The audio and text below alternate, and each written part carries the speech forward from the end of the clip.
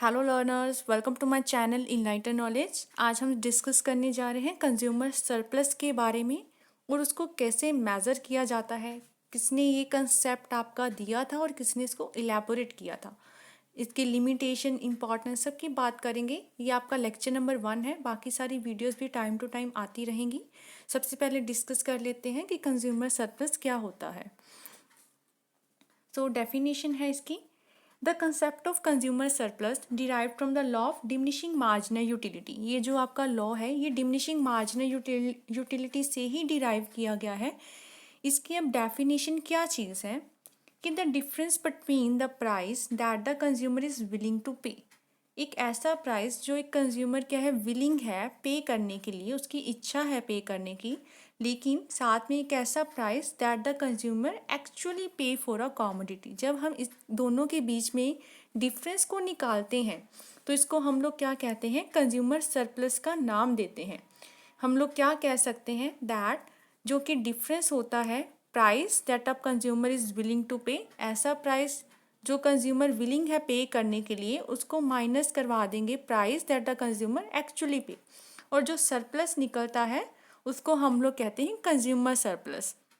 For example, for buying a ticket to see cricket match, आप एक ticket खरीदते हो और आप क्या करते हो, आप विलिंग हो, प्रिपेयर्ड हो टू पे ₹1000, आप उसके लिए 1000 रुपये विलिंग हो पे करने के लिए। लेकिन जब आप टिकट काउंटर पे जाते हो तो वो आपको टिकट 400 रुपये में मिल जाती है। तो इसका मतलब क्या है, प्रिपेयर टू पे, विलिंग टू पे आप 1000 थे, लेकिन मिल आपको कितने में गई, 400 में। तो 1000 में से जब हम 400 माइनस करवा देंगे, आपके पास बचे कितने, 600 रुपीज़। तो ये जो 600 रुपीज़ होगा ये क्या होगा, आपका surplus, that is consumer surplus, जो हम विलिंग है पे करने के लिए और जो हम एक्चुअली पे करके आते हैं, उन दोनों के बीच में डिफरेंस को ही कंज्यूमर सरप्लस का नाम दिया जाता है। नेक्स्ट इज कंज्यूमर सरप्लस की, ये यहाँ पर लिख दिया गया है, price that a person willing to pay, minus करवा देंगे price that he actually does pay, कि जो विलिंग टू पे है उसमें से माइनस करवा दो जो एक्चुअली वो पे करके आता है।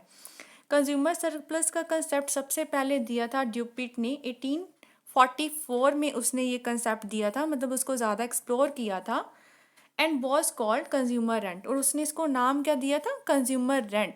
लेकिन जब मार्शल आए, मार्शल ने अपनी बुक प्रिंसिपल ऑफ इकोनॉमिक्स में कंसेप्ट दिया, उसमें उन्होंने इसका नाम क्या लिखा है, कंज्यूमर का सरप्लस। मतलब कंज्यूमर सरप्लस जो नेम है वो मार्शल के द्वारा दिया गया था, और मार्शल ने ही कार्डिनल मेजरमेंट यूटिलिटी, आपका law of diminishing marginal utility, ये कंसेप्ट डिस्कस किया था और साथ में कंज्यूमर सरप्लस को भी बताया है। Next is measurement. ये आपकी सिंपल मेजरमेंट कैसे की जाती है कंज्यूमर सरप्लस की, आगे हम इसका मार्शलियन अप्रोच और हिक्सियन अप्रोच भी पढ़ेंगे।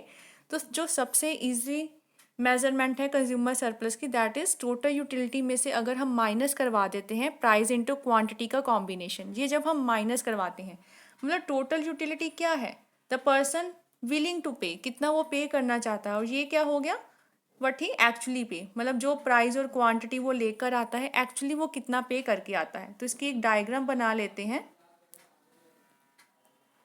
नीचे हम क्वांटिटी ले लेंगे एक्स एक्सिस पे, और यहाँ पे हम मार्जिनल यूटिलिटी या फिर क्या लेंगे, प्राइस ले लेंगे।